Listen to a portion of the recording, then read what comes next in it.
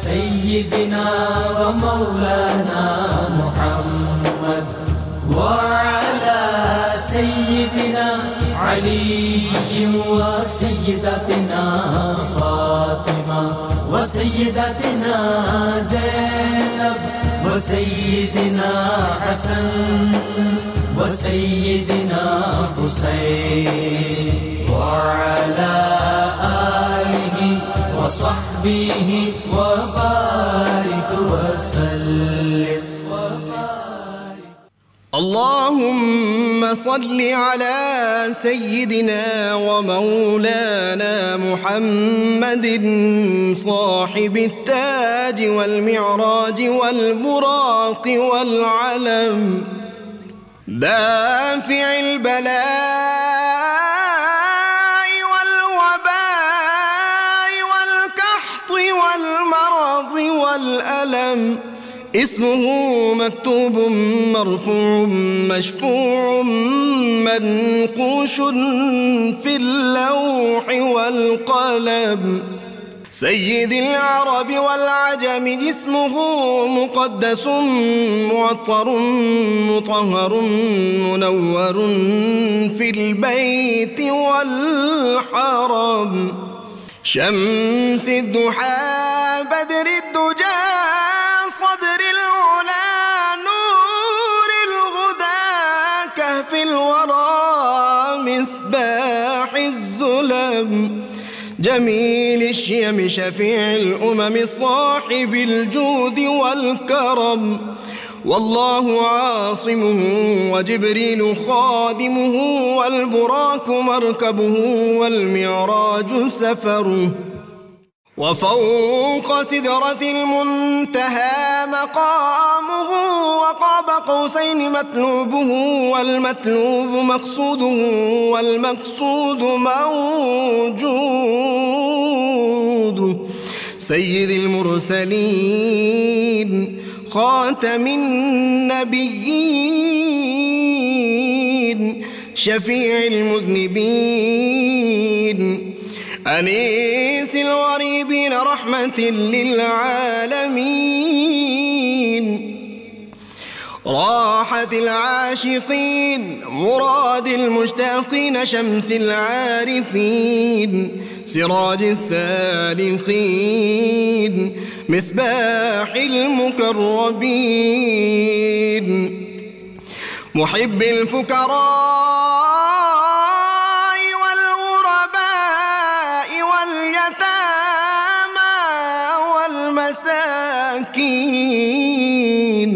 سيد الثقلين نبي الحرمين إمام القبلتين وسيلتنا في الدارين صاحب قاب قوسين محبوب رب المشرقين ورب المغربين جد الحسن والحسين مولانا ومولى الثقلين سيدنا أبي القاسم محمد بن عبد الله نور من نور الله يا أيها المشتاقون بنور جماله بلغ العلا بكماله كشف الدجى بجماله حصنت جميع خصاله صلوا عليه وآله وأصحابه وسلموا تسليما سيدنا علي وسيدتنا فاطمة وسيدتنا زينب وسيدنا حسن बिस्मिल्लाहिर्रहमानिर्रहीम। अस्सलाम वालेकुम नाज़रीन, प्रोग्राम सुबह नूर के साथ आपका मेज़बान नज़ीर अहमद गाज़ी हाजिर है। नाज़रीन इकराम, हज़रत अबू अनीस मोहम्मद बरकत अली साहब रहमहुल्लाह की मशहूर तालीफ़ अस्माउन नबील करीम सल्लल्लाहु अलैहि वसल्लम से एक इसमें मुबारक पढ़ने की सआदत हासिल कर रहा हूँ। सैयदना अल-गौसु सल्लल्लाहु अलैहि वसल्लम, हमारे सरदार दाद रसी फरमाने वाले, दुरूद व सलाम भेजे अल्लाह आप सल्लल्लाहु अलैहि वसल्लम, आपकी आले पाक और आपके सहाबा किराम पर। حضرت انس رضی اللہ عنہ فرماتے ہیں تو نبی کریم صلی اللہ علیہ وآلہ وسلم سب انسانوں میں سے حسین ترین، سب سے زیادہ سخی اور سب سے زیادہ بہادر تھے۔ روایات میں ہے کہ رسول اللہ صلی اللہ علیہ وآلہ وسلم نے فرمایا قیامت کے دن ایک شخص کو حساب کے لیے لایا جائے گا اور اسے پوچھا جائے گا کہ تم نے دنیا میں کیا کیا؟ وہ کہے گا یا اللہ تو نے مجھے پیدا کیا، مجھے ہدایت دی اور مجھے رزق میں فراوانی عطا فرمائی، پس میں نے بھی تیری عطا کردہ رزق کو تیری مخلوق پر خرچ کیا اور ان کے لیے آسانی پیدا کی تاکہ آج کے دن میں تیری رحمت کا حقدار بن سکوں اور تو میرے لیے آسانی پیدا فرمائے۔ اللہ تعالیٰ فرمائے گا میرے بندے نے بالکل سچ کہا، اسے جنت میں داخل کر دو۔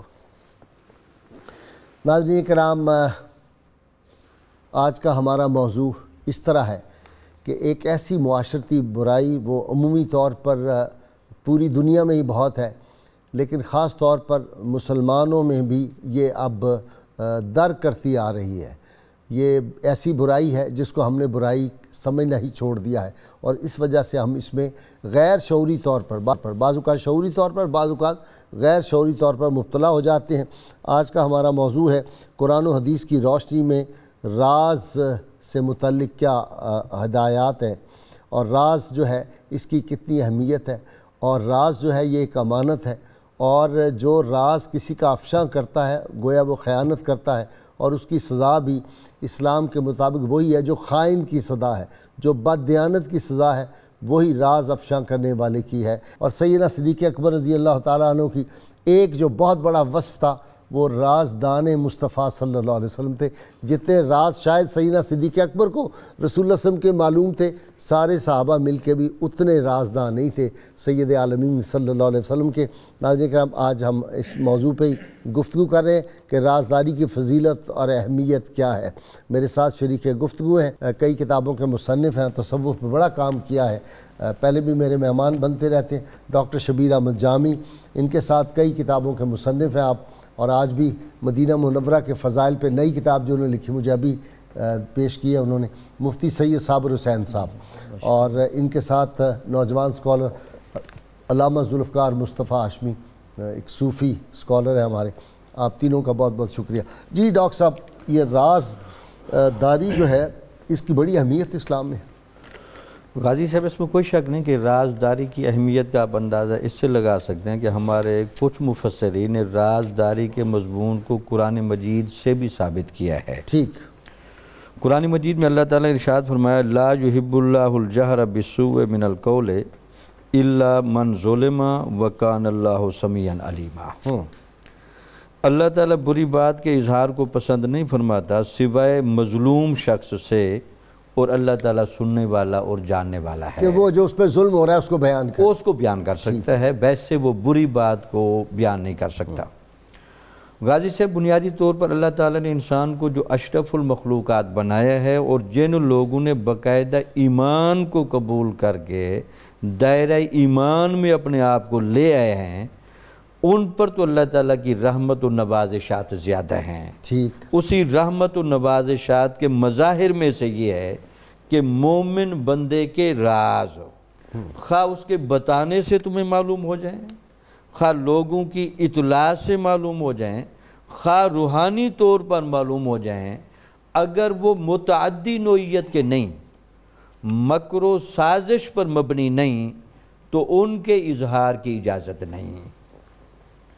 ٹھیک، یہ قاعدہ بتانا اس لیے ضروری ہے تاکہ کچھ راز کسی کے ہوتے ہیں وہ مکر و سازش پر مبنی ہوتے ہیں، ٹھیک ہے، اگر وہ معلوم ہو جائے وہ بتائیں، وہ متعدی ہوتے ہیں، وہ معاشرے کو خراب کر سکتے ہیں۔ اگر کوئی جاسوس ہے جی ہاں، تو اس کا تو آپ بتائیں گے، ہاں، اس اگر کو کوئی بتائیں، معاشرے کو نقصان معاشرے کو پہنچا نقصان پہنچاتا ہے یا کوئی اس طرح کا۔ اسی طرح حضور نبی اکرم صلی اللہ علیہ وسلم نے فرمایا کہ 3 مجلسیں کے علاوہ باقی مجلسوں میں گفتگو ہونے والی امانت ہے۔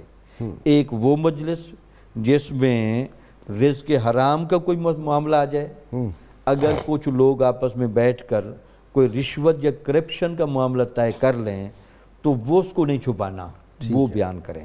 اسی طرح ایسی مجلس ہو جہاں بدکاری کے امکانات پیدا ہو جائیں، اور اس کے علاوہ تیسرا حضور نبی اکرم صلی اللہ علیہ وسلم نے ارشاد فرمایا کہ وہ مجلس جس میں ناحق خون بہانے کا منصوبہ بنایا جا رہا ہو، قتل کرنے کا، کسی کو قتل کرنے کا، دہشت گردی کا، بم چلانے کا، ان تین کو آپ بتا سکتے ہیں۔ اس کے علاوہ باقی مسلمانوں کے آپس میں مابین چیزیں اگر ایک دوسرے پر زہر ہو جائیں تو ان پر ہمیشہ پردہ ڈالا جائے۔ اللہم صلی علی سیدنا و مولانا محمد وعلی سیدنا علی و سیدتنا فاطمہ و سیدتنا زینب و سیدنا حسن و سیدنا حسین وعلی آلہ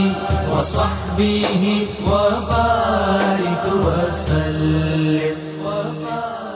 اللہم صلی علی سیدنا و مولانا محمد وعلی سیدنا علی و سیدتنا فاطمہ و سیدتنا زینب و سیدنا حسن و سیدنا حسین وعلی آلہ وصحبہ وبارک وسلم۔ سرکار صلی اللہ علیہ وسلم نے ارشاد فرمایا کہ لوگوں سے چھپا کر اپنے مقصد کی کامیابی کے لیے مدد طلب کرو اللہ سے، اور ہر نعمت والا حسد کیا جاتا ہے، تو واقعی یہ راز افشاں کرنا بھی ایک حسد کا پہلو ہے۔ جی بالکل، بسم اللہ الرحمن الرحیم۔ یہی حقیقت ہے کہ رسول اللہ صلی اللہ علیہ وسلم نے راز کی باتوں کو اپنے سینے میں محفوظ رکھنے کا حکم دیا، اور جیسا کہ آپ نے فرمایا کہ حدیث کے آخری حصے میں آپ نے یہ فرمایا کہ کیونکہ ہر صاحب نعمت سے حسد کیا جاتا ہے، تو یہاں ہمیں اپنی جو باتیں ہیں راز کی ان کو محفوظ رکھنے کی آپ علیہ السلام نے تلقین فرمائی۔ بہت اچھے غازی صاحب، آپ دیکھیں کہ ہم جب راز کے مختلف پہلوؤں کو دیکھتے ہیں تو ایک پہلو تو یہ آتا ہے کہ کسی کی ایسی باتیں جو راز کی ہیں، جو اس کی زندگی کے مطلب پرسنل میٹرز ہیں، ان کے حوالے سے معلومات حاصل کرنا، تو قرآن میں اللہ تعالیٰ نے سورہ حجرات میں ہمیں منع فرما دیا، فرمایا کہ وَلَا تَجَسَّسُوا، یعنی یہ ہے کہ ہمیں بھی چاہیے کہ ہم دوسروں کی راز کی باتیں جو ہیں معلوم کرنے کی کوشش نہ کریں تا وقت کہ وہ خود نہ بتا دیں، اسی طرح اور خود بھی بتا دیں تو پھر بھی اس کا افشا نہیں کرنا، اس کا اگلا پہلو آ جائے گا۔ اسی طرح اپنی باتیں جیسا کہ حدیث مبارک میں بھی ہے، لیکن قرآن مجید کی سورہ یوسف سے بھی ہمیں پتہ چلتا ہے کہ جب حضرت یوسف علیہ السلام نے خواب دیکھا اور اپنے والد محترم سے اس خواب کے بارے میں جو ہے تذکرہ کیا کہ انی رأیت احد عشر کوکبا والشمس والقمر رأیتہم لی ساجدین، کہ میں نے 11 ستارے دیکھے ہیں، سورج اور چاند کو دیکھا ہے، اور میں نے دیکھا کہ یہ سب مجھے سجدہ کر رہے ہیں۔ تو آپ کے والد محترم چونکہ اللہ کے نبی تھے تو وہ اس بات کو جان گئے کہ یہ صاحب عظمت ہے، تو اب یہ ایک راز کی باتیں ہیں، اور ان کے جو بھائی تھے اس وقت تک کہ ان کے معاملات بہتر نہیں تھے، تو آپ نے کیا آگے ارشاد فرمایا کہ لا تقصص رؤیاک علی اخوتک فیکیدوا لک کیدا، کہ تم اپنے بھائی کو اپنے اس خواب کے بارے میں مت بتانا اپنے بھائیوں کو، ہاں فیکیدوا لک کیدا، کیونکہ وہ ہو سکتا ہے کہ مکر و فریب کے ذریعے سے تمہیں نقصان پہنچانے کی کوشش کریں، اور پھر آگے یہ بھی ارشاد فرمایا کہ بے شک شیطان جو ہے یہ انسانوں کا کھلا دشمن ہے، یعنی للانسان عدو مبین، کہ بے شک شیطان جو ہے وہ انسانوں کا کھلا دشمن ہے۔ تو حضرت یوسف علیہ السلام کے اس واقعے سے بھی ہمیں پتہ چلتا ہے کہ اس طرح کی جو باتیں ہیں وہ ہم محفوظ رکھیں، جب مناسب وقت ہو تو ہم لوگوں تک پہنچائیں۔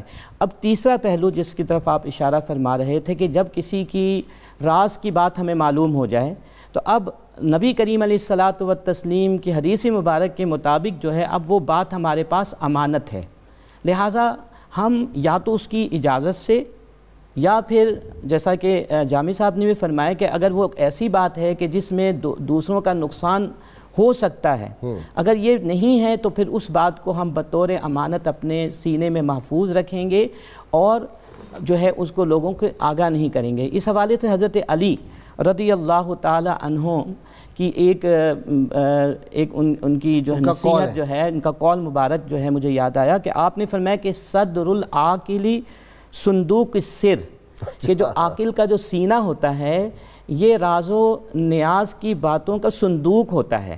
یعنی جو عاقل شخص ہے وہ کبھی بھی وہ دوسروں کی باتوں کو لیتا ہے، سنتا ہے، لیکن اس کو دوسروں پر افشا نہیں کرتا، ظاہر نہیں کرتا، عیا نہیں کرتا، بلکہ اپنے پاس بطور امانت رکھتا ہے۔ اچھا ہاشمی صاحب، ایک حدیث پاک قربان جائیں، ایک حدیث پاک جو ہے اس کے اندر سمندر پنہاں ہے حکمتوں کے اور معانی کے۔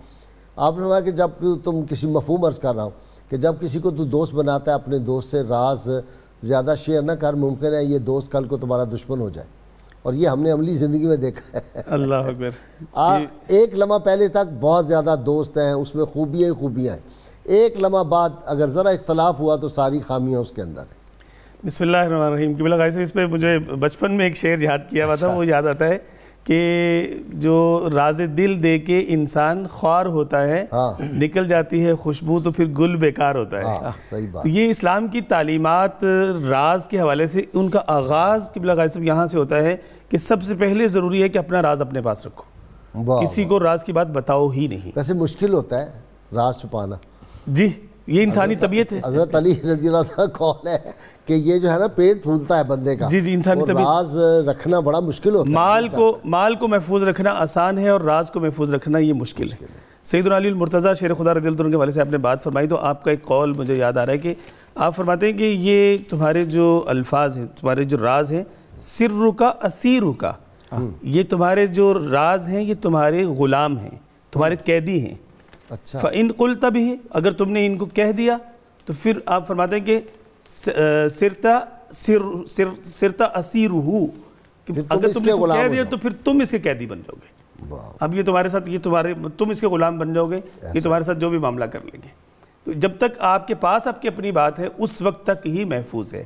اور دیکھیں کہ ہمارے عام معاشرت ہے یہ، ہم عمومی طور پہ تو یہ کہتے ہیں کہ خواتین میں یہ زیادہ چیز پائی جاتی ہے، لیکن میں سمجھتا ہوں کہ بلا تمیز جنس جو ہے یہ موجود ہے۔ نہیں، مردوں میں بھی کافی مردوں میں یہ چیزیں موجود ہیں کہ مطلب بس میں تمہیں بتا رہا ہوں، تم نے آگے کسی کو نہیں بتانا۔ پیارے کریم آقا صلی اللہ علیہ وسلم کی تعلیمات مقدسہ دیکھیے کہ کتنی حساسیت اس مسئلے کی بیان فرمائی گئی۔ فرمایا کہ جب تم سے کوئی بات کرے اور اس بات کرنے کے دوران وہ دائیں بائیں دیکھ رہا ہو، ایسے پیچھے دیکھے، جی دائیں بائیں دیکھ رہا ہو کہ کوئی سن تو نہیں رہا، تو سمجھ لو کہ وہ تمہارے پاس اس کی وہ بات امانت ہے، اس کا راز ہے۔ اب تم اس کو کسی کو کہہ نہیں سکتے، اگر کہو گے تو تم خیانت کے مرتکب ہو جاؤ گے۔ یہ اس حد تک احتیاط بارگاہ مصطفیٰ صلی اللہ علیہ وسلم سے اپنے غلاموں کی، اپنے امتیوں کی تربیت کرتے ہوئے ارشاد فرما دیں۔ علامہ صاحب یہ بھی تو ہے نا کہ تم اس طرح نہ کرو، کان لگا کے نہ سنو۔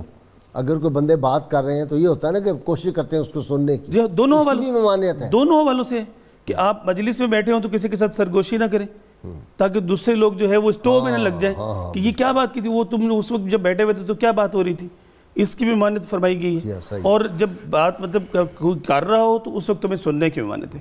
اور آج آپ دیکھیے کہ اس کا سب سے مطلب کہہ لیجئے کہ جو وہی بات قبلہ جامی صاحب فرما رہے تھے کہ متعدی پہلو یہ ہو گیا ہے کہ مطلب راز ہمارے جو ہے نا بہت سارے ہمارے سیل فونز میں، وہ تو تباہی ہو گئی، جی ہاں اس میں اب ہر وقت وہ آن کیا ہوتا ہے، اور جب آپ کسی سے بات کر رہے ہیں تو آپ کو نہیں پتا وہ ریکارڈ بھی ساتھ کر رہا ہوتا ہے۔ جی ریکارڈ کر رہا ہے، پھر دوسروں کو سناتا ہے۔ اس کی باقاعدہ طور پہ شرعی طور پہ مطلب موبائل فون کے استعمال کے شرعی احکامات جو ہیں، اس پر بعض ہمارے محققین نے کتابیں بھی لکھی ہیں، اور اس میں یہ بات لکھی ہے کہ اگر آپ کسی سے بات کر رہے ہیں تو اس کی اجازت کے بغیر آپ سپیکر فون آن کریں گے تو یہ بھی خیانت ہے۔ جامی یہ تو کوئی اس طرح کی حدیث ہے کہ پیپ پلائی جائے گی ان کو جو اس طرح کا کام کرتے ہوں گے، راز افشاں؟ اس میں کوئی شک نہیں کہ وہ حضور نبی اکرم صلی اللہ علیہ وسلم جب معراج پر تشریف لے گئے تو جہاں آپ کو غیبت کرنے والوں کو اور عیب بیان کرنے والوں کا بتایا گیا تو وہ یہی نشانی تھی کہ ان کے پیٹ سے اور ان کے منہ سے اس طرح کے آثار ظاہر ہوں گے جس سے پتہ چلے گا کہ یہ وہ بدبودار جو عمل تھا اس کے یہ نتائج ہیں۔ بڑے خوفناک سزا ہے۔ اچھا جی غازی صاحب، جی آپ ارشاد فرمایا۔ اس کی جہاں فوائد بھی اس کے بڑے ہیں اور اس کے علاوہ اس کی جیسے آپ نے فرمایا سزا بھی بڑی ہے۔ حضور نبی اکرم صلی اللہ علیہ وسلم نے فرمایا کہ اے مومنو، اللہ تعالیٰ کے صفات میں رنگنے کی کوشش کرو، تخلقوا باخلاق اللہ۔ تو اللہ تعالیٰ کی جو صفت ستاریت ہے یا صفت غفوریت ہے، اس کا فیض بنیادی طور پر رازداری کے عمل میں ہے۔ ٹھیک، ستار العیوب ہے وہ، ستار العیوب اس کو سب کچھ پتہ ہے، وہ سب کو پتہ ہے، اس کے باوجود وہ ظاہر نہیں کرتا۔ وہ ظاہر نہیں کرتا۔ تو اللہ تعالیٰ جب ستار العیوب ہے تو کوئی بندہ جب اللہ تعالیٰ کی اس صفت کا مخلوق کے اعتبار سے لحاظ کرتا ہے تو اللہ تعالیٰ کی رحمت جوش میں آ جاتی ہے۔ سبحان اللہ۔ اب دو روایت میں سنا، حضور نبی اکرم صلی اللہ علیہ وسلم نے ارشاد فرمایا کہ جو مسلمان اپنے بھائی کے رازوں کو چھپائے گا، اللہ تعالیٰ دنیا میں بھی اور آخرت میں بھی اس کے عیبوں کو چھپائے گا۔ سبحان اللہ، سبحان اللہ۔ اور دوسرا حضور نبی اکرم صلی اللہ علیہ وسلم نے یہاں تک بھی ارشاد فرمایا، کسی مسلمان کے عیب کو چھپانے کا ثواب اتنا ہے جیسے جس کو زندہ درگور دفنا گیا ہو اس کو قبر سے نکال لینا۔ اللہ، اس سے آپ اندازہ لگا سکتے ہیں۔ اور احیاء العلوم میں امام غزالی رحمۃ اللہ علیہ نے تو بڑی اس کی تفصیلات دی ہیں۔ اچھا، اور رازداری کو مسلمانوں کے درمیان بہم اعتماد بلکہ قبولیت دین کا بہت بڑا ذریعہ قرار دیا ہے۔ ٹھیک، اگر کافروں کے راز بھی اگر آپ کو معلوم ہو جائیں، بشرطے کہ وہ راز متعدی نہیں ہیں اور وہ سازش پر مبنی نہیں ہے، تو تب بھی اس کو اس کے منہ پر بھی نہ کہو اور کسی کو بھی نہ بتاؤ، تو تاکہ وہ بندہ آپ کے ساتھ درجہ اعتماد میں رہے، اور پھر جب اس کو عقل و شعور آ جائے تو پھر آپ اس کو اسلام کی دعوت بھی دیں۔ اللہم صلی علی سیدنا و مولانا محمد وعلی سیدنا علی و سیدتنا فاطمہ و سیدتنا زینب و سیدنا حسن و سیدنا حسین وعلی وصحبه وبارك وسلم۔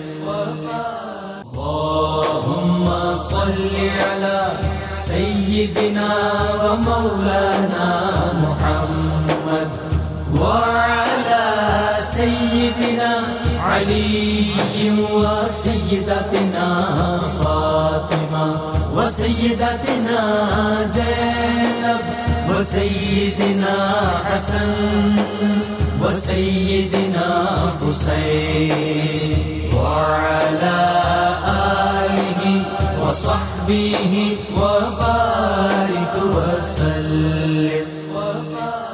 آشفی صاحب ایک خاتون کس سے شادی کرنا چاہ رہی تھی، تو آپ صلی اللہ علیہ وسلم نے بتایا کہ وہ تو بڑا کنجوس ہے، تو اس کے بارے میں بتا دیا کہ تم اس سے شادی کرنا چاہ رہی ہو۔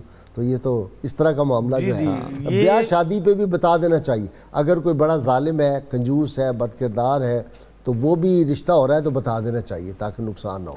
جی ہاں، قبلہ غازی صاحب، اس کے بہت سے راز کے حوالے سے بہت سے پہلو جو ہے وہ بن رہے ہیں، اور ہم کوشش کر رہے ہیں کہ اس کی ہر جہت پر جو ہے وہ گفتگو کر لی جائے۔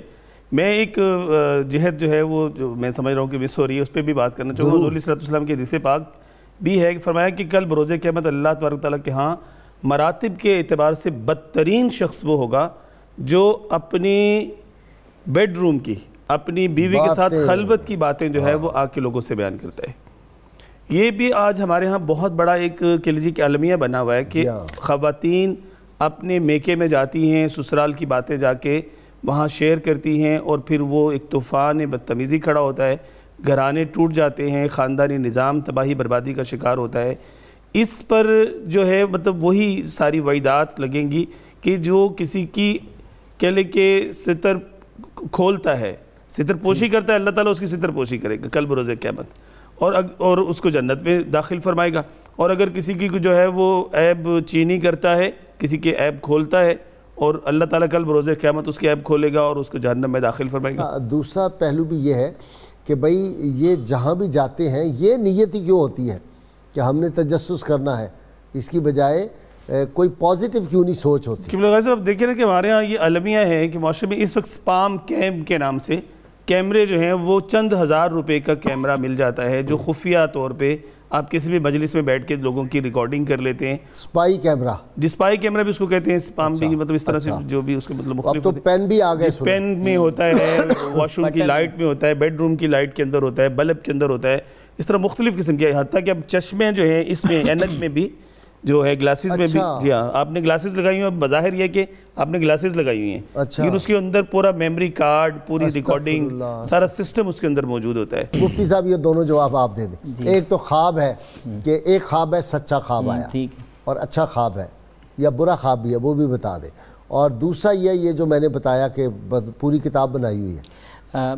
میں اس خواب کے حوالے سے گفتگو کرنے سے پہلے ایک اور اہم بات جو کہ ہاشمی صاحب نے فرمائی، اس میں ایک تتمہ کے طور پر کمپلیشن کے طور پر میں عرض کرنا چاہوں گا کہ باقاعدہ اب تو کتابیں بھی لکھی جاتی ہیں طلاق کے بعد، جو ہے عورت جو ہے اپنی نجی زندگی کے حوالے سے وہ کتابیں لکھی جاتی ہیں اور دھڑا دھڑ وہ کتابیں بکتی بھی ہیں. یہ بھی شرعاً ناجائز و حرام ہے. رسول اللہ صلی اللہ علیہ وسلم نے بھی اور قرآن مجید میں اللہ رب العزت نے بھی طلاق کے بعد بھی میاں اور بیوی دونوں پر یہ لازم کیا ہے کہ طلاق سے پہلے کی زندگی دوسروں پر ظاہر نہ کریں. ہم یہاں پر بہت کوتاہی کر رہے ہیں. جہاں تک خواب کی تعبیر کے حوالے سے ہے، حضرت علامہ محمد ابن سیرین رحمۃ اللہ علیہ جو کہ امام التعبیر الرؤیا ہے، انہوں نے اس بات کو بھی اپنی کتاب میں تحریر فرمایا کہ خواب جو ہے یہ بھی خواب دیکھنے والے کے پاس ایک طرح سے امانت ہے، اور وہ اس امانت کو اسی پر ظاہر کرے کہ جس کے بارے میں وہ یہ سمجھتا ہے کہ وہ امانت کی پاسداری کر سکے گا. ہر ایرے غیرے سے جا کر اپنے خواب کو بیان نہ کریں. کئی دفعہ کیا ہوتا ہے کہ اگر معبر جو ہے وہ صالح نہیں ہے، نیک نہیں ہے، تو وہ جو بتائے گا اس کے منہ سے جو بات نکلے گی اسی کے مطابق اس کے ساتھ معاملہ بھی ہو جاتا ہے اور شیطان اس کو پک کر لیتا ہے. تو اس میں جو ہے ہمیں احتیاط کرنی چاہیے. اگلی بات جی، تو اگلا سوال کیا تھا مجھے؟ وہ خواب وہ کہہ رہے ہیں کہ نظریاتی اختلاف ہوا نا، میلاد شریف کا سجایا ہوا تھا وہ، تو ایک آدمی آئے انہوں نے توڑ دیا، انہوں نے سمجھا کہ شرک کے کام کر رہے ہیں. یہ میلاد پہ ہوتا ہے نا، وہ بنا لیتے ہیں جھنڈیاں سی، وہ پہاڑ بناتے ہیں. ہاں یہ تو انتہائی بے ادبی ہے. ہاں تو وہ کہہ رہے ہیں کہ میں نے سنا، ہم نے پروگرام میں کہا تھا نا کہ مسلمان بھائی سے صلح کرنی چاہیے، تو کہہ رہے ہیں میں ان کو معاف کر دوں. ہاں دیکھیں ان کو سمجھایا جائے، اور اگر وہ نادم ہو تو پھر تو ٹھیک ہے، نادم ہے تو پھر اگر وہ سمجھتا نہیں میں نے صحیح کیا ہے تو پھر اس سے قطع تعلق کر دیا جائے، وہ طرح تعلق پہلے ہی ہے، سوشل بائیکاٹ کیا جائے تاکہ جو ہے اس کو اس بات کا احساس ہو. لیکن اگر احساس ہی نہیں، ابھی بھی وہ مشرک اور بدعتی ہونے کا وہ معاذ اللہ وہ فتویٰ لگا رہا ہو، تو اس صورت میں اس سے اجتناب بہتر ہے، کیونکہ وہ ملنے کے بعد جو ہے اور زیادہ جو ہے خطرناک ثابت ہو سکتا ہے. گھڑ بھی لیتے ہیں جی لوگ، یہ تو گناہ کبیرہ ہے. اتنے بڑے خواب نعوذ باللہ نبی کریم صلی اللہ علیہ وسلم کے حوالے سے گھڑ لیتے ہیں، بزرگان دین کے حوالے سے گھڑ لیتے ہیں کہ جی رات غوث اعظم آئے تھے، انہوں نے کہا بس تم اور میں برابر ہو کے نعوذ باللہ. جو لوگ ایسا کرتے ہیں انہیں یہ یقینی طور پہ اپنے ذہن میں یہ بات رکھنی چاہیے. معین الدین چشتی اجمیری آئے اور فلاں بزرگ آئے، انہوں نے آ کے میری بیعت کر لی اور اب میں اتنا بڑا بزرگ ہو گیا ہوں. اب جیسے کوئی شخص یہ کہتا ہے، فرض کریں کہ رسول اللہ صلی اللہ علیہ وسلم میرے خواب میں تشریف لائیں اور حقیقت میں ایسا نہیں ہے، ہمیں تو یہ حکم دیا گیا کہ اس بات پر اعتبار کر لیا جائے، کیونکہ خواب کی کوئی ایسا ابھی اعلیٰ نہیں دریافت ہوا کہ جو آپ تصدیق یا تکذیب کریں. لیکن اس شخص کو یہ بات سوچنی چاہیے کہ رسول اللہ صلی اللہ علیہ وسلم نے فرمایا کہ جو مجھ پر جان بوجھ کر جھوٹی بات کو منسوب کرے تو اس نے اپنا ٹھکانہ جہنم میں بنا لیا. اب دنیاوی اعتبار سے لوگ اس کے گرویدہ ہو جاتے ہیں، اس کے معتقد ہو جاتے ہیں کہ دیکھو کتنا نیک اور صالح ہیں. لیکن میں ایک اور بات بھی عرض کروں کہ انسان کے جو ظاہری اعمال ہیں وہ بتا رہے ہوتے ہیں کہ اس نے خواب کیا دیکھا ہوگا. اللہم صلی علی سیدنا و مولانا محمد وعلى سيدنا علي وسيدتنا فاطمة وسيدتنا زينب وسيدنا حسن وسيدنا حسين وعلى آله وصحبه وبارك وسلم. اللهم صل على سيدنا ومولانا محمد وعلى سيدنا علي وسيدتنا فاطمة فاطمہ وسیدتنا زینب وسیدنا حسن وسیدنا حسین وعلى آلہ وصحبہ وبارک وسلم. جی آپ کا فیلڈ آ گیا اب تصوف کا. خواجہ نظام الدین محبوب الہی رحمۃ اللہ فرمایا کرتے تھے جو آدمی دوستوں کے راز افشاں کرتا ہے پھر دوست اس کو راز نہیں دیتے. فرماتے تھے کہ یہی جو اچھے خواب ہیں جو مفتی صاحب اشارہ کریں یہ بھی نہیں بتانے چاہیے کیونکہ پھر آئندہ راز نہیں ملیں گے آپ کو. لوگوں پہ کرم نوازی ہوتی ہے. رسول اللہ صلی اللہ علیہ وسلم خواب میں آئے, امام بصیری نے خود نہیں بتایا, وہ تو دوسرے جو بزرگ آئے انہوں نے کہا کہ آپ صلی اللہ علیہ وسلم کی بارگاہ میں رات کو تھے, میں نے آپ کو دیکھا, آپ یہ کلام پڑھ رہے تھے اور آپ صلی اللہ علیہ وسلم خوش ہو رہے تھے. تو وہ ساری تفصیلات تو تب یہ منظر عام پہ آئیں. بالکل ٹھیک. ورنہ بزرگ اشاروں میں کہتے ہیں او مٹھیاں گالیاں لاؤ مٹھن جڑیاں ہمراہ وادی سان کریاں, اشارے میں ہی بات کی ہے. جی حضور نبی اکرم صلی اللہ علیہ وسلم نے خواب کے حوالے سے باقاعدہ ڈویژن بھی کر کے بتائی کہ خواب 3 وجہ سے آتا ہے. ٹھیک. یا تو خواب شیطان کی وجہ سے آتا ہے, یا خواب آپ کے نفسانی تقاضوں کی وجہ سے آتا ہے, یا خواب من جانب رحمان سے آتا ہے. ٹھیک. پہلے تو بندے کو خود جو خواب دے رہا ہے کہ اس کی ججمنٹ کر لینی چاہیے. اگر وہ خواب ان میں سے کسی رخ پر جاتا ہے تو پھر اس کو خود پتہ چل جانا چاہیے کہ یہ خواب برا ہے. تو برے خواب کو تو حضور نبی اکرم صلی اللہ علیہ وسلم نے بیان کرنے سے بھی منع فرمایا, اور اگر خواب کے بعد بندہ وہ جاگ جائے تو اپنی بائیں طرف ولا حول ولا قوت پڑھ کر وہ تھوکے بھی صحیح. جہاں تک تعلق ہے اچھے خواب کا, تو اچھے خواب غیر اہل بندے پر ظاہر نہیں کرنے چاہیے. اچھا. کیونکہ غیر اہل بندہ اس کی صلاحیت نہیں رکھتا, جو محرم نہ ہو, محرم راز نہ ہو. لیکن اگر کوئی بندہ اسی لائن پر چل رہا ہے اور عبادت گزار ہے اور اس کا مرشد اس کو اس لیے خواب بتاتا ہے تاکہ اس کو اندازہ لگے کہ اگلے مراحل میں یہ زیارات والا مرحلہ بھی آئے گا, تو ایسے بندے کی اصلاح و تربیت کے لیے سنانے چاہیے. ٹھیک ہے. لیکن یہ جو مقصد ہو کہ اس سے مال شہرت مقصد ہو, اگر اس سے مال مقصد ہو, یا کام کا نمود و نمائش مقصد ہو, تو یہ بالکل ممنوع ہے. ہاشمی صاحب ایسا تو دیکھا ہے نا کہ باقاعدہ پلان, میں اب نام تو نہیں لے سکتا, پلان ہوتا ہے بیٹھ کے کہ اب اگلے ہفتے یہ خواب چلانا ہے, ایسا ہوتا رہا.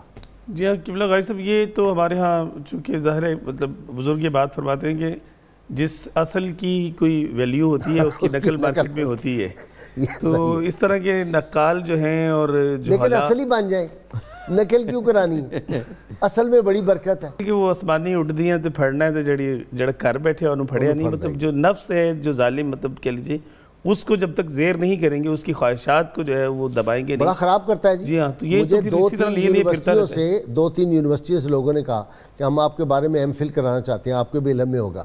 تو میں نے منع کر دیا. میں نے کہا جب تک زندہ ہوں اس وقت نہ ایم فل ہو سکتا ہے, نہ پی ایچ ڈی ہو سکتی ہے, نہ ایم اے ہو سکتا ہے, کچھ نہیں. کیونکہ اس میں تو پھر اپنی تعریف مقصود ہے نا. مجھ سے پوچھیں گے آگے کہ آپ بھی کچھ بتائیں, تو میں نے کہا یہ نہیں ہو سکتا. کتابیں موجود ہیں, ویسے آپ پڑھ لیں. میں نے اپنے حق میں کبھی مضمون بھی نہیں کسی کو لکھنے دیا, معذرت. یہ جو ہے, ہاں اس میں ایک یہ بھی بات بتا دیں, یہ جو ہمارے ہاں نقابت ہوتی ہے اس میں جو لکھ کے دیتے ہیں کہ آپ مفتی صاحب بتائیں اس کے کہ یہ 50 القابات آپ نے میرے دینے ہیں, قطب الاقطاب, غوث زماں وغیرہ وغیرہ وغیرہ, یہ تو اس کی کیا حیثیت ہے؟ اس کی شرعی حیثیت یہ ہے کہ یہ جائز نہیں ہے. خود ستائشی جو ہے اسلام کو پسند نہیں ہے. قرآن مجید میں غالباً سورہ آل عمران میں اللہ تعالیٰ نے ارشاد فرمایا کہ بہت سارے لوگ ایسے بھی ہیں کہ وہ ان معاملات میں اپنی تعریف چاہتے ہیں جو ان کے اندر ہوتے ہی نہیں ہیں. اللہ نے ان کی مذمت ارشاد فرمائی ہے. اچھا. دیکھیں یہ اللہ نے اپنے ذمہ کرم پر لیا ہوا ہے کہ جو نیک لوگ ہوتے ہیں, صالح ہوتے ہیں, باعمل ہوتے ہیں, اللہ تعالیٰ ان کی تشہیر اپنے ذمہ کرم پر لیا ہوا ہے.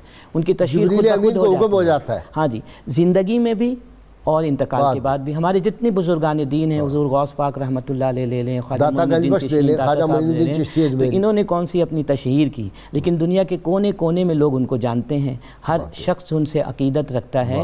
تو یہ بات اپنے ذہن میں ہونی چاہیے کہ ہمیں اپنی تعریف خود نہیں کرنی, اپنی بنائی ہوئی تعریف جو ہے وہ مٹ جائے گی. بالکل نہیں, وہ مٹ جائیں گے. وہ لوگ نہیں یاد رکھتے ہیں, وہ وقتی طور پر ہوتا ہے. وہ جو آپ نقابت کی بات کر رہے ہیں وہ تو ایک طرح سے وہ قوالوں کی طرح انہوں نے فٹ کیے ہوئے ہوتے ہیں, اور یہ تو وقتی طور پر جو ہے وہی ہر ایک پہ چلتے ہیں، ہر ایک پہ وہ چلا دیتے ہیں. اب یہ بھی نہیں دیکھتے ہیں کہ جن کے بارے میں ہم کہہ رہے ہیں وہ نہیں تو ان کا فرض نہیں بنتا.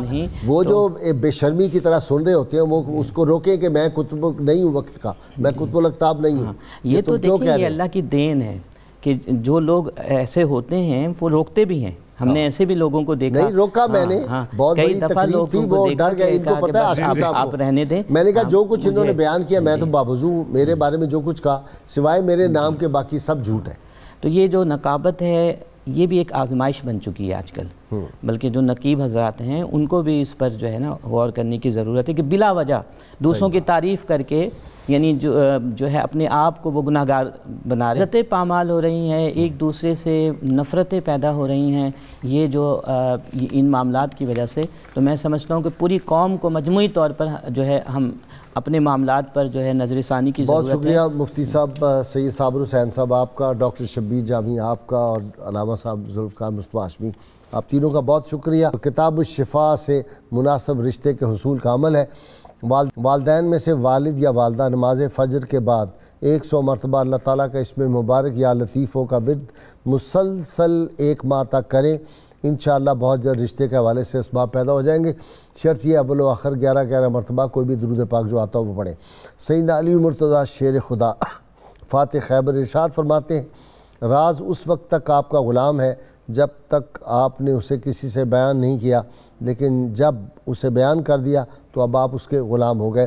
اللہم صلی علی سیدنا و مولانا محمد وعلی سیدنا علی و سیدتنا فاطمہ و سیدتنا زینب و سیدنا حسن وسيدنا حسين وعلى آله وصحبه وبارك وسلم.